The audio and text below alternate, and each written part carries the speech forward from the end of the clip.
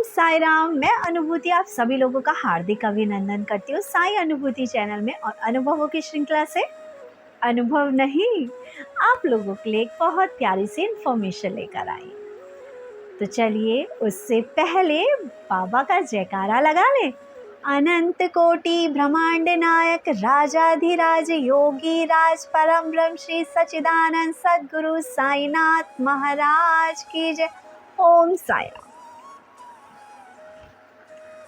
साथियों, जैसे कि आप लोग जानते ही हैं, आजकल मैं प्रमोद मेरी जी के बारे में आप लोगों को बता रही हूँ कि प्रमोद मेरी जी ने मेरे घर में बाबा की स्थापना की।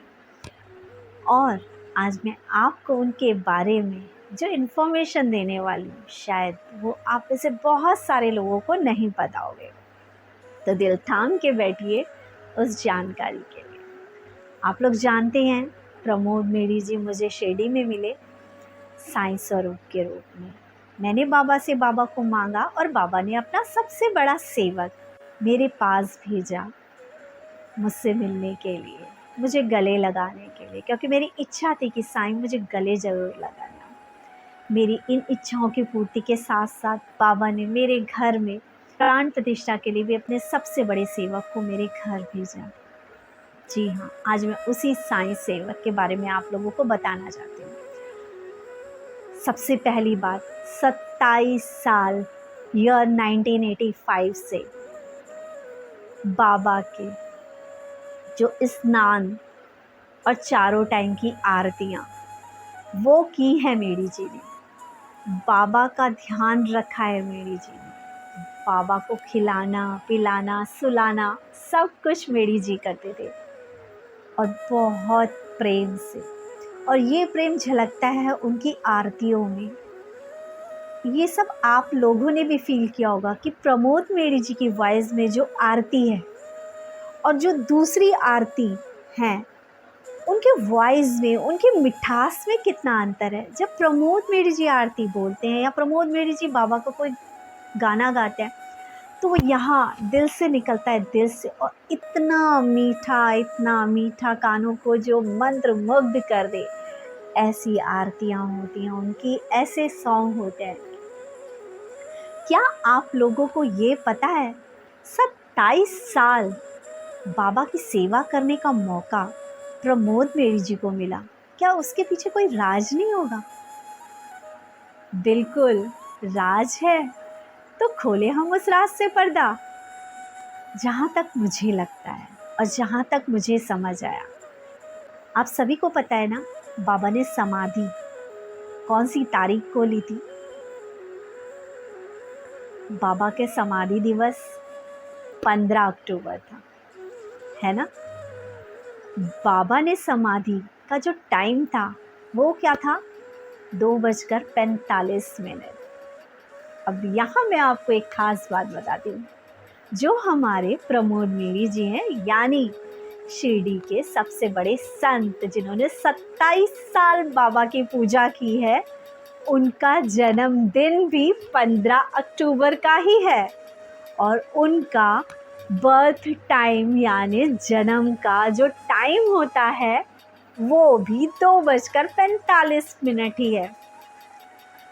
क्या ये टाइमिंग, ये डेट जो है, कुछ कोइंसिडेंस नहीं है इसमें कि इतना बड़ा सेवक, सेम टाइमिंग और बर्थ डेट सेम होना? कहीं ना कहीं बाबा ने इन्हें पहले से ही चुन रखा था अपनी सेवा करवाने के लिए।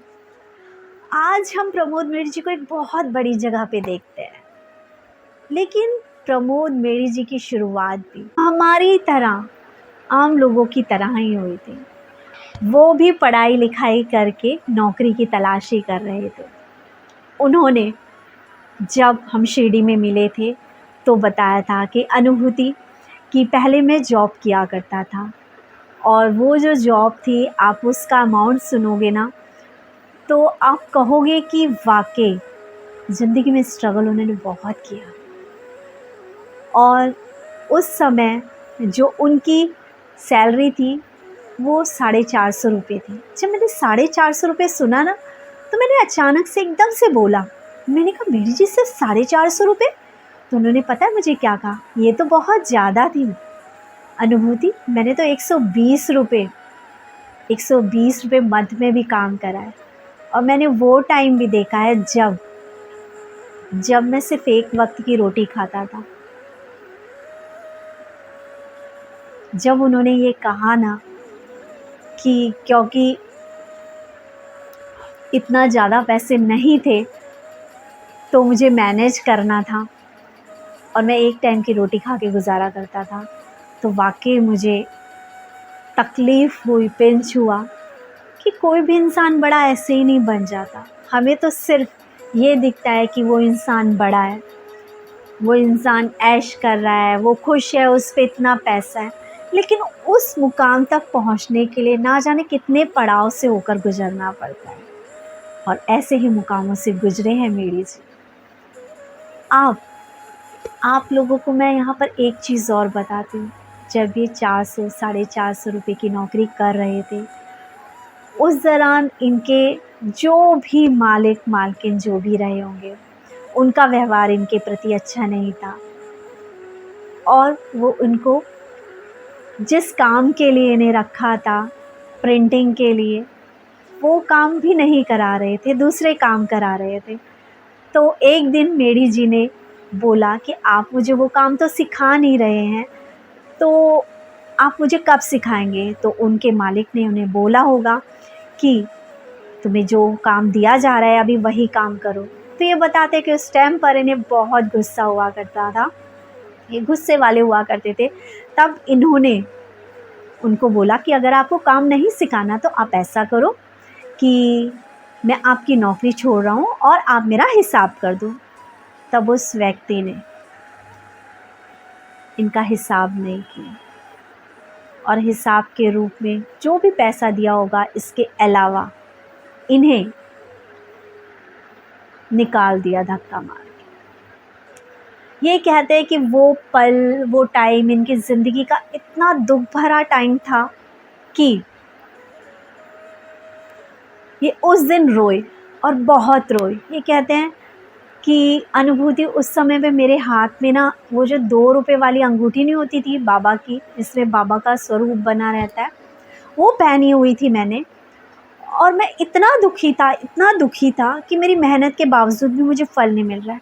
और मैंने वो अंगूठी निकाली और उस अंगूठी को निकाल के, क्योंकि मैं इतना परेशान था, मैं ऐसी जगह पे बैठ के रो रहा था जहाँ पे कीचड़ था, और मैंने वहीं पे निकाल के उस अंगूठी को फेंक दिया और कहा कि अगर तेरे होने के बावजूद भी मैं इतना दुखी हूँ तो आज से तेरा मेरा रिश्ता ख़त्म। ये कहते हैं मेरा पीक था उस दिन दुख का कि मुझे समझ नहीं आ रहा था क्या। और उसी के बाद इनकी ज़िंदगी में एक परिवर्तन होता है। फिर साईं लीला रचते हैं शिरडी के मंदिर में, जो होते हैं गाना, जो आरतियाँ वगैरह गाते हैं, उन लोगों की भर्ती थी।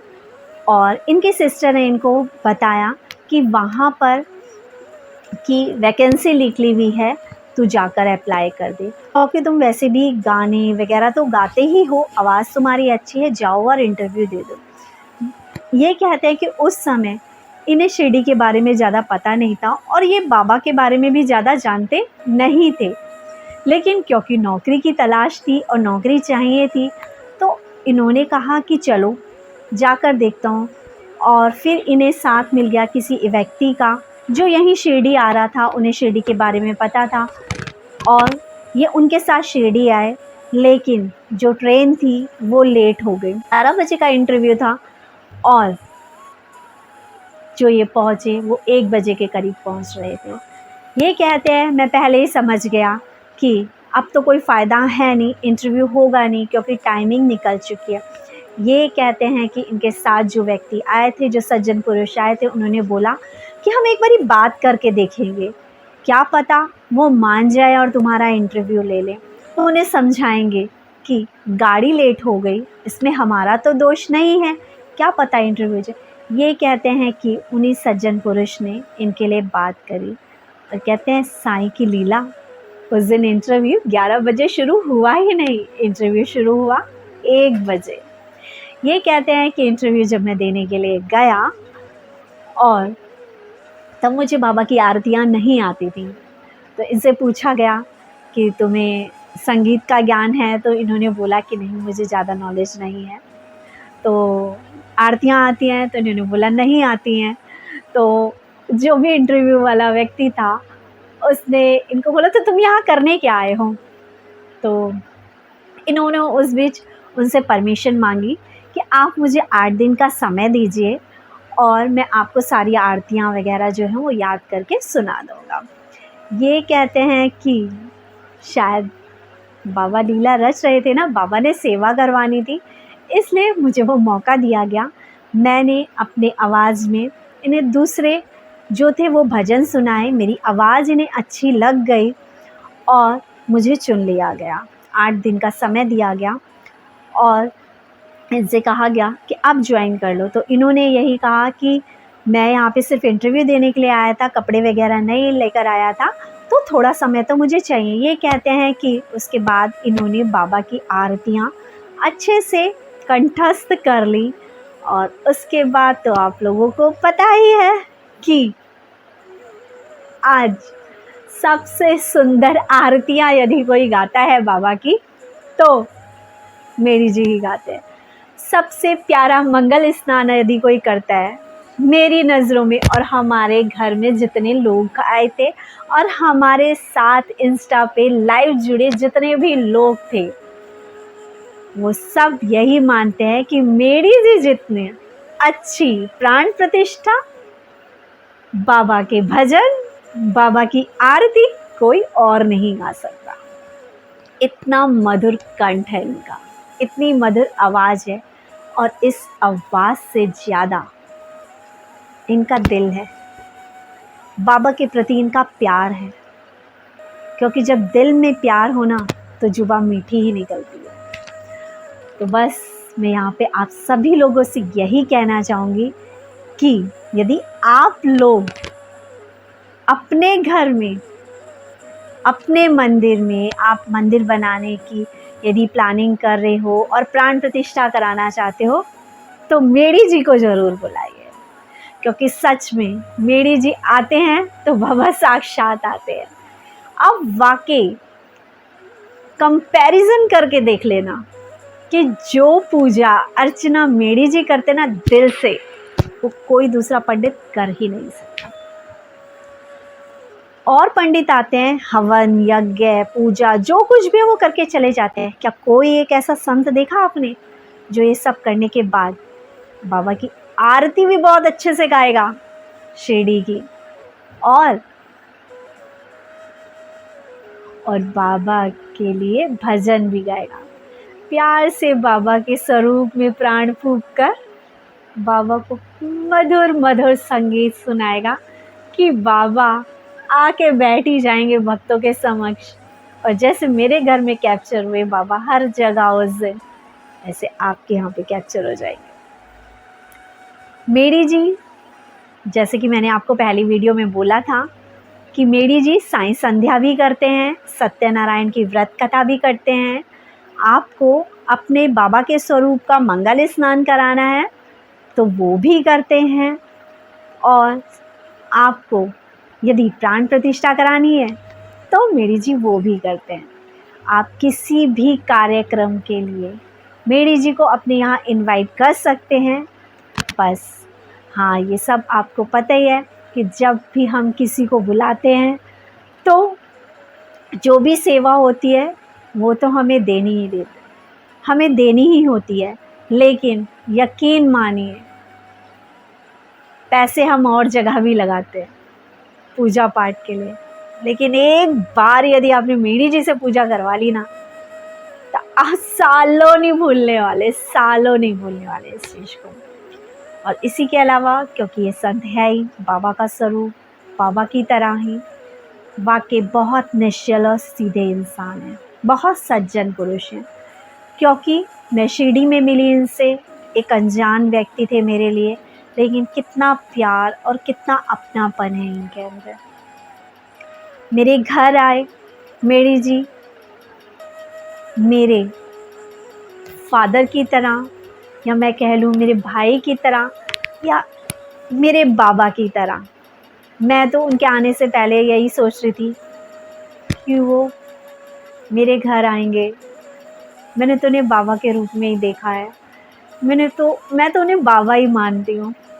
मेरा बाबा मेरे घर की सीढ़ियाँ चढ़ेगा, मेरे बाबा मेरे घर में यहाँ बैठेंगे, मेरे हाथ का बना खाना खाएंगे। स्पेशली मैंने मेरी जी जिस दिन आने थे मैंने बाहर का कुछ नहीं मंगाया। स्पेशली मैं रात को 3 बजे उठी, क्योंकि मुझे था कि बाबा का जो है भोग का खाना और मेरी जी को जो भी खिलाया जाए वो मेरे हाथ का हो। क्योंकि बाबा को भोग लगाना और मेरी जी को भोजन कराना मेरे लिए एक समान। होप सो मेरी जी को भी पसंद आया होगा। और बस यही कहूँगी, आप लोगों के साथ मेरी जी का नंबर मैं शेयर कर रही हूँ। आप लोगों को मेरी जी से साईं संध्या या बाबा से रिलेटेड सत्यनारायण की कथा जो होती है वो भी आप करवा सकते हैं। आप उनसे बात कर सकते हैं। इस चीज़ के लिए मैं अपने साईं का बहुत बहुत धन्यवाद दूंगी कि मेरी जी ने मुझे परमिशन दी कि मैं उन्हें अपने चैनल पे ला सकूं, उनके बारे में अपने चैनल पे बता सकूं। इसके अलावा उनका चैनल है साईं लीला टीवी चैनल, जो कि उनका ही है, और फेसबुक पे भी उनका अकाउंट है, जहाँ पर आपको पता चल ही जाएगा कि वो किस तरह से बाबा की पूजा कराते हैं, अर्चना कराते हैं, किस तरह से सत्यनारायण की कथा होती है। उनकी साईं संध्या से रिलेटेड बहुत सारी क्लिपिंग्स वहाँ पड़ी हैं। तो बैठे क्यों, जाओ और चेक करो फेसबुक अकाउंट उनका। और नंबर आप लोगों के साथ शेयर हो ही चुका है। आपको मौका मिल जाएगा मेरी जी से मिलने का। और यहाँ पे मैं खुश इसलिए हूँ कि बहुत सारे लोग हैं जो कि फेसबुक नहीं जानते, है ना, लेकिन आज यूट्यूब के माध्यम से और हमारे चैनल के माध्यम से हम मेरी जी के नंबर को या मेरी जी को आप सब तक पहुंचाने का एक शुभ काम कर रहे हैं, ताकि सबका घर मंदिर बन जाए। जिसके मन में बहुत प्यारी सी साईं संध्या कराने का मन है, वो साईं संध्या करा सके। बहुत से लोग हैं जिनके मन में तो है अच्छी बड़ी विशाल साईं संध्या कराने की, लेकिन उनको ये नहीं पता कि साईं संध्या किससे करवाएं, कैसे बुक कराएं, कैसे किसी बड़े और अच्छे से सिंगर को बुलाया जाए। तो आपकी समस्या का समाधान यहाँ हो जाता है, क्योंकि बाबा का महान सेवक ही जब बाबा के बारे में आपको अनुभवों के साथ साथ बाबा के भजनों को सुनाएगा, तो उस संध्या का, उस साईं संध्या का मज़ा ही कुछ और होगा। इसी के साथ स्पेशल थैंक्स टू मेरी जी मुझे परमिशन देने के लिए। और इसी के साथ आप सभी लोग चैनल को ज़्यादा से ज़्यादा शेयर करें, लाइक करें, सब्सक्राइब करें और अपना आशीर्वाद, प्यार और सहयोग इसी तरह से चैनल के साथ बनाए रखिए। और हाँ, जो भी अनुभव अभी तक आप लोग अपने पास सहेज के बैठे हैं वो चैनल के साथ ज़रूर शेयर कीजिए। ओम साईं राम।